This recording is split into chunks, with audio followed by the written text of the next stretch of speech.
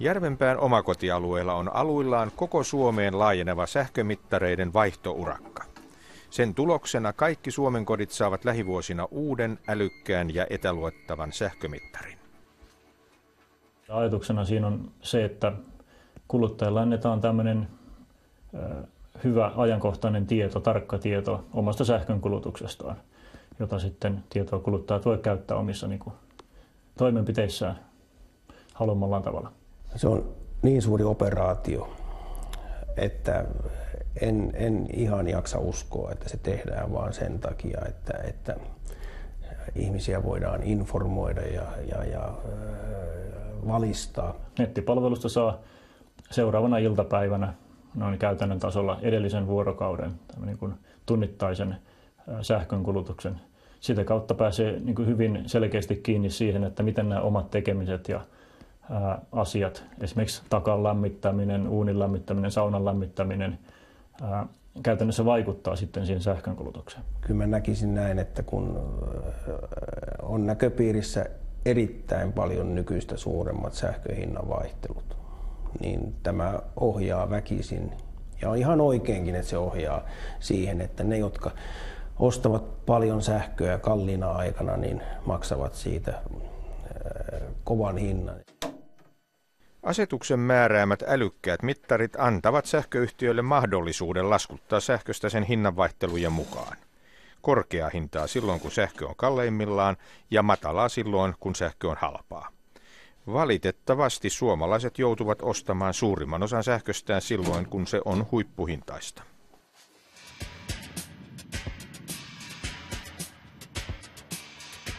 Sähkön hinnan nostavat huippuunsa kylmyys ja pimeys.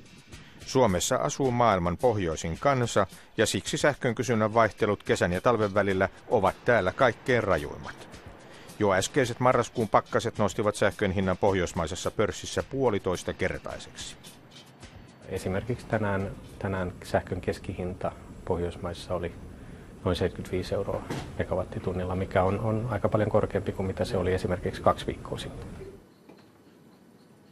Yksittäisiä tuntihintoja, jos katsotaan, niin taisi olla vähän yli 120 €, eli 4-50% korkeammalla. Sähköyhtiö Fortumin hermokeskuksessa myytiin ja ostettiin sähköä, ja ennen kaikkea suojauduttiin sähkön hinnan arvaamattomalta vaihtelulta. No, tehtiin sopimuksia, johdannaissopimuksia, joissa kiinnitettiin sähköhintaa varmaankin päivähinnoille. Myös kuluttajia huolestuttaa sähkön hinnan tulevaisuus. Sisällä joskus on minkä näköinen tämä lämpöpumppu on, että jos oikein rupeaa tiukalle menemään, kun tässä mäen päällä ollaan, niin ruvetaan harkitsemaan omaa tuulivoimalaa sitten. Helsingissä asuva Mikko Moisio varautuu energian kallistumiseen omalla tavallaan. Tässä oli aikaisemmin tämmöinen jo suhteellisen iäkäs 33 vuotta vanha öljylämmityskattila.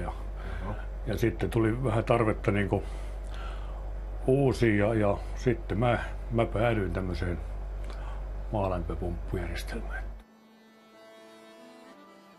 Heikki Hietanen puolestaan oli juuri ehtinyt hankkia uuden öljykattilan, joten hän päätti tehostaa lämmitystään vain ilmalämpöpumpulla. No, kyllä vaimo sanoi, että kyllä on hieno juttu. En mä tiedä, että se puhdistaa ilmankin ihan. Se on ihan pientä pölyä sitten, kun putsataan. Risto Louhisalon ratkaisu helsinkiläiseen omakotitaloon on poikkeuksellinen. Hän lämmittää talonsa puupelleteillä. Mä uskon, että tämä on ollut kestävän kehityksen vaihtoehto ja tulee säilymään edelleen koko aika edullisimpina vaihtoehtoina, mitä on markkinoilla. Hallituksen viime keväänä tekemä suuri energiaratkaisu synnytti vaikutelman Suomen ruusuisesta energiatulevaisuudesta. 3 uutta jättiydinvoimalaa jauhavat valoa ja lämpöä, ja 1000 tuulimyllyt sekä puuhakekattilat varmistavat sen, että täytämme myös uusiutuvan energian velvoitteemme. Tarkempi perehtyminen energiapaketin sisältöön ja vaikutuksiin paljastaa kuitenkin, että pienkuluttajille edessä on kalliin ja niukan sähkön aika.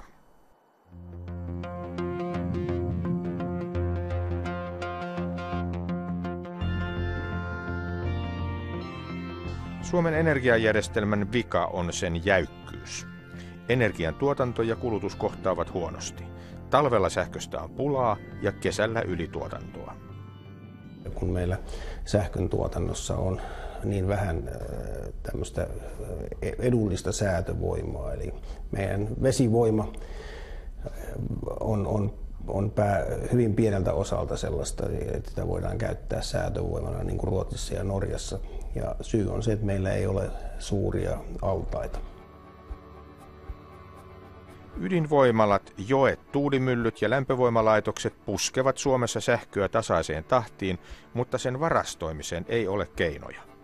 Kesän runsasta energiasatoa voitaisiin tallettaa vesialtaisiin, mutta Vuotoksen ja Kollajan rakentamiselle ei ole saatu poliittista hyväksyntää. Tähän asti Suomi on hoitanut ongelmaa viemällä ja tuomalla sähköä. Ruotsin ja Norjan suuria vesivoima-altaita on voitu käyttää hyväksi ja tavallaan säästää sinne kesäajan ylituotantoa ostettavaksi talvella korkean hintaan takaisin. Mutta tämä käy tulevaisuudessa vaikeammaksi, koska koko Eurooppa aikoo tehdä samoin ja Norjankin tekoaltaissa on reunansa. Venäjältä on voitu vuosikymmenien ajan tuoda edullista sähköä talven tarpeisiin, mutta sen riittävyydestä tulevaisuudessa ei voida olla enää varmoja venäläisten sähkön käytön lisääntyessä. Hallituksen käärimä ydin-, tuuli- ja risuenergiapaketti jäykistää Suomen sähkön tuotantoa entisestään. Niin sanotun pakkosyöttöisen sähkön osuus kasvaa yhä. Pakkosyöttöistä energiaa, jota siis ei voida säästää kylmän päivän varalle, on ydinenergia, suurin osa vesivoimasta, tuulivoima sekä niin sanottu kaukolämpösähkö. Jos kuviteltaisiin sellainen tilanne, että esimerkiksi kesäkuussa, elokuussa kaikki ydinvoimalat olisi päällä ja sattuu hyvä tuuli ja tuulivoimalat 2500 megawattia on tavoite, niin ne tuottaisi tämän 2500, niin meillä syntyy tilanne, että sähköä tulee pakkosyöttöisesti lähes tuplamäärä siihen, mitä on tarve. Ongelmaa pahentaa se, että valtio ohjaa myös kulutuspuolella kansalaisia käyttämään entistä enemmän sähköä talojensa lämmitykseen. Meillä on ehkä 250 000 öljylämmitteistä rakennusta. Aika yleisesti niin kuin ajateltiin ja luultiin, että nämä tultaisiin jatkossa lämmittämään kaukolämmöllä tai bioenergialla. Ja nyt näyttääkin siltä, että ne kaikki tulevat niin kuin sähkölämmityksen piiriin. Hallituksen energiapaketissa omakotitalojen lämmitys ripustettiin lämpöpumppujen varaan.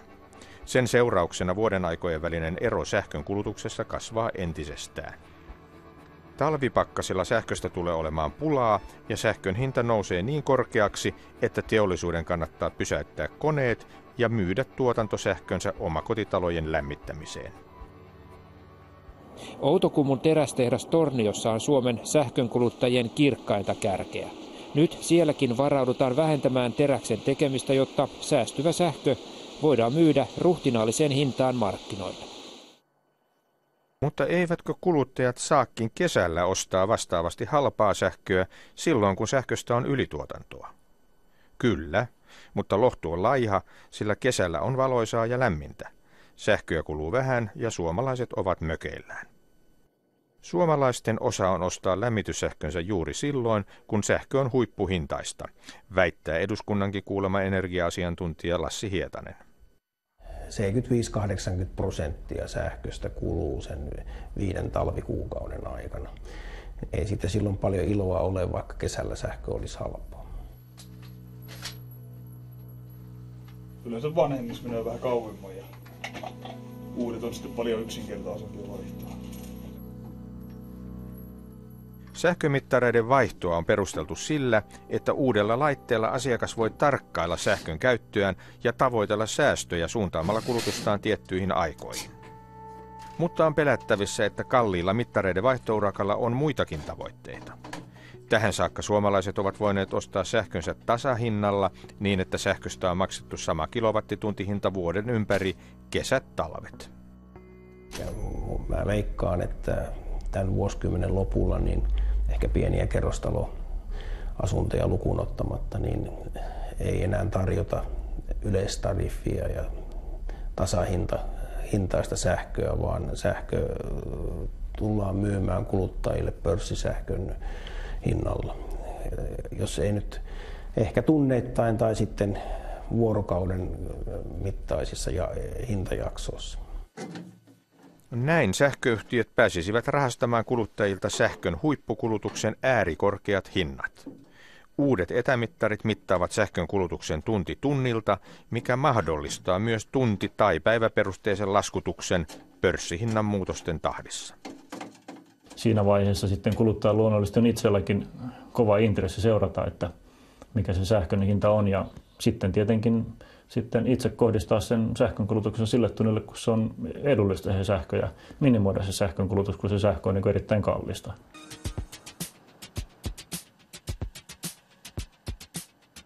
Mittarinsa vaihtaneelle tarjotaan jo nyt mahdollisuutta siirtyä tuntiperusteiseen pörssihintalaskutukseen, mutta tasahinta on edelleen vaihtoehtona. Mutta parin vuoden sisällä sähköyhtiöiden odotetaan siirtyvän kokonaan reaaliaikaiseen tuntihintalaskutukseen. Siihen ne menevät viime talven pelästyttäminä.